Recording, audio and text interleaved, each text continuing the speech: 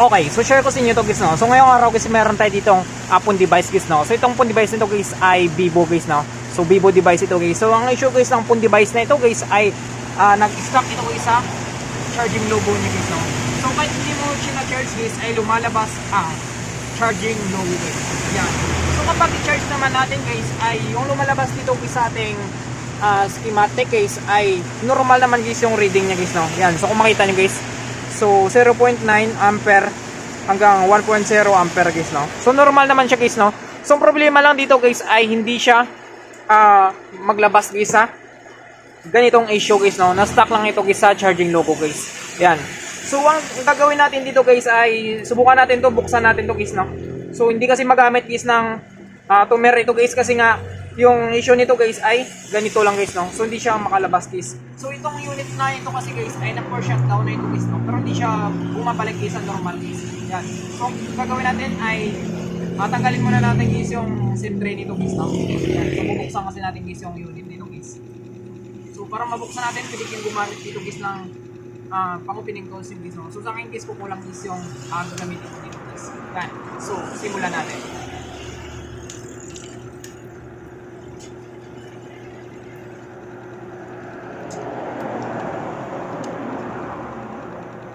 So, ayan siya guys, no? So, ito guys yung log guys ng Vivo device nito guys. So, dito guys, meron siya ditong metal shield guys, no? So, lock niya ito guys. So, kulang na dito guys ang bolts guys, no? So, tanggalin natin guys yung mga bolts nito guys.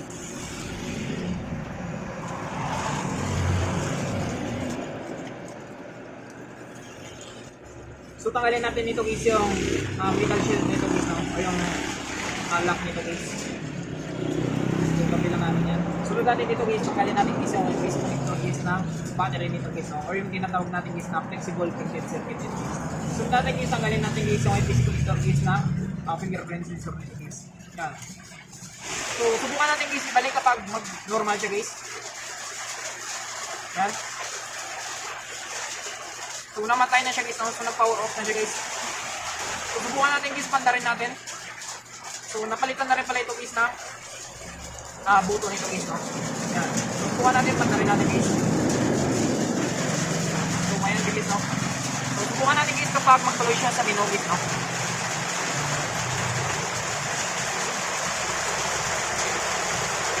So, yung nakalagay dito guys ay system repair mode. So, nakalagay dito remote system. So, hindi siya nag-punta guys sa menu guys, no? So, pumunta siya agad dito. So, possible guys ay ground din dito guys or short din dito guys yung buto nito guys, no? So possible dito guys, ito guys yung volume down or yung volume up na ito guys, no? Yan. So kung magana guys yung volume up guys, no? So check natin guys yung volume down. So hindi gumagana guys yung volume down na ito guys, no? So ibig sabihin guys, ito guys yung nag-short guys, no? Kaya pupunta siya guys sa recovery mode guys, no? Or dito guys sa system repair mode.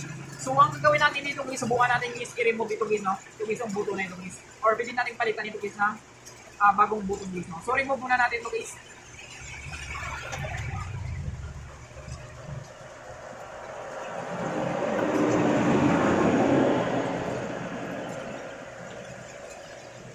So subukan muna natin i-disable ito guys, no?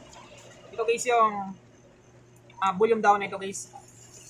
So remove muna natin, tanggalin muna natin ito guys. So para matanggal natin guys ay mag-inject muna tayo dito guys ang flux guys, no?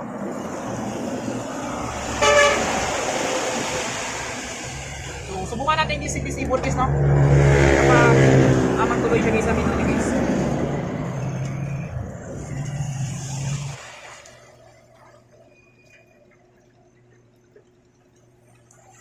So ayan siya guys, no? So natanggal natin guys. Yan. So subukan natin guys. So disable muna natin guys, no? Subukan natin pandarin guys.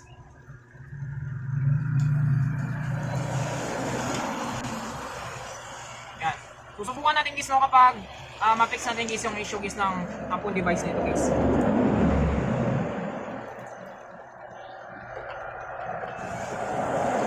So ayan siya guys, no. So pumunta na siya guys sa menu guys. So na-fix natin guys yung issue guys ng phone device na ito guys, no. So ito guys ay papalitan na lang natin guys ng bagong button guys. Yan. So kahit pa paano guys ay na-fix natin guys yung ganitong issue guys ng phone device nito guys, no. Yan. So hindi na siya pumupunta guys sa parang recovery mode guys, no. Yan. So nakita kasi natin dito guys, ito kasi guys yung hindi magana guys na button guys, no. Kaya yung ginawa natin, disable muna natin guys kasi ito yung nag-shoot guys, no, sa phone device. So sunod natin dito guys ay install natin guys yung volume down niya guys, no. So para ma-install natin guys, so power off muna natin guys yung unit na ito guys. Yan. So dating guys ay tanggalin natin guys yung PC connector guys ng battery nito guys, no. At tanggalin natin guys yung flex guys ng LCD nito. Yan. So dating guys ay tanggalin natin guys yung mga bolts nito guys, no. So kailangan kasi natin guys matanggal guys yung power flex nito guys para ma-install natin guys ng maayos guys yung volume down nito guys, no.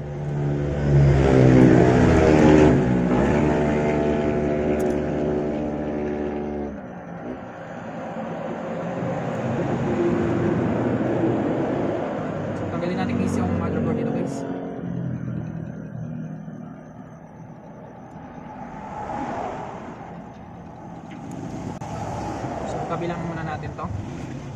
So ito guys yung power flex nito guys, no. So tanggalin muna natin to guys. So papalitan kasi natin nito guys ng volume down guys na bago guys, no. Yan.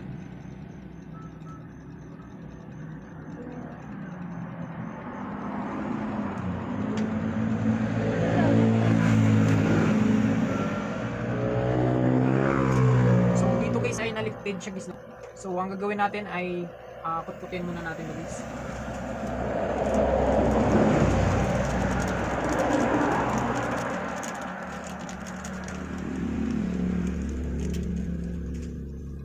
So natanggal kasi dito guys yung isang pads yan guys, no. Yan, so kutkutin natin yan. Mag-jumper kasi tayo dito guys. Yan. So okay na yun siya guys. So natin guys ay meron na tayo dito bagong volume down. So ito guys yung install natin guys. Yan. So subukan natin guys, install natin.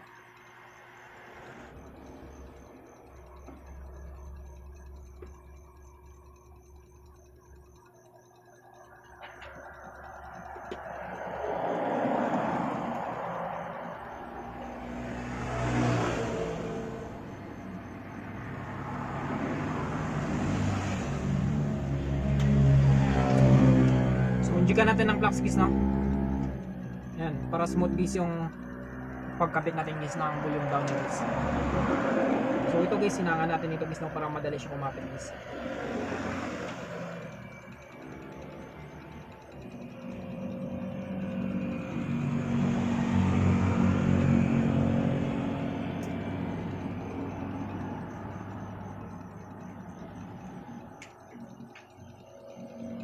So install natin guys, subukan natin install.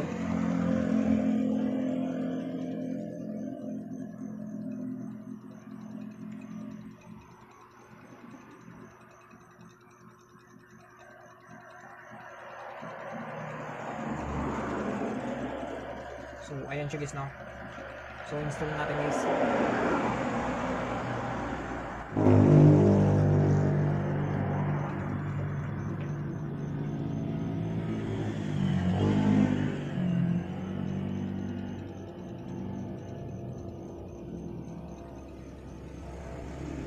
So ayan siya guys, no. So na-install natin guys yung volume down niya guys, no. Yan.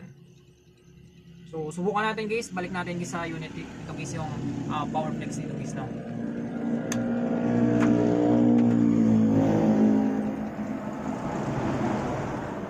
So subukan natin guys kapag mag-working guys yung jumper natin guys, no. Kasi natanggal guys yung pads nito guys. So balik natin guys yung motherboard nito guys.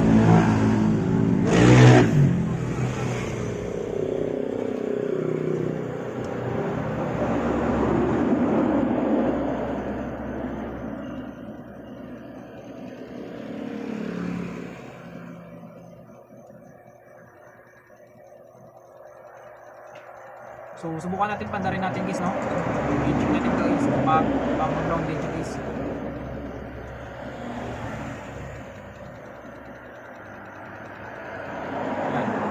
So subukan natin guys kapag magtuloy siya guys, no. Kung kung di siya mag recovery mode guys. Yan, so antayin natin guys. So ito guys yung bagong na-install natin guys na volume down guys, no? So halos magkaparehas lang sila guys ng volume up guys. Yan, so check natin guys kapag hindi siya mag-grounded guys.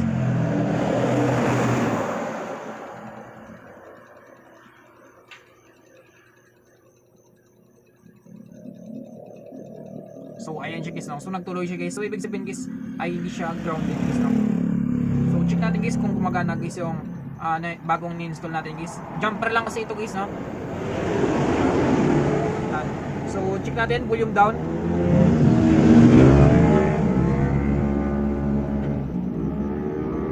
Yan. So gumagana siya guys, no? Makita nyo guys.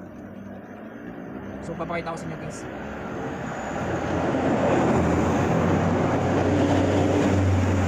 Volume up, check natin. Yan. So volume up tayo.